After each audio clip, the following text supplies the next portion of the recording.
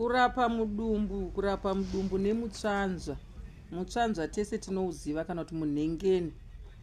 Mashizha emutsvanzva ukatora nemuromo wako semombe unoita kufura wodya kana mudumbu muchirwadza muchisunga, anorapa.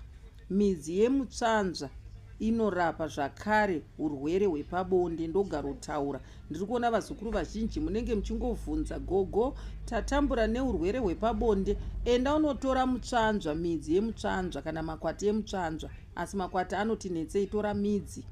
Kana uchitora mishonga unotora kumadokero nokumabudezuva midzi iyoyo. Chitsvaga mudzi wemuroro wosanganisa, wotsvaga nemudzi wemunhunuruwa wosanganisa. Handitika wakupota uchinwa mvura yacho for 7 days. Asi kana uchinwa mishonga iyoyo handidi kuti unge uchiita bonde, nekuti kana uchinwa mishonga yekuzvirapa urwere hwepabonde wobva waita bonde, au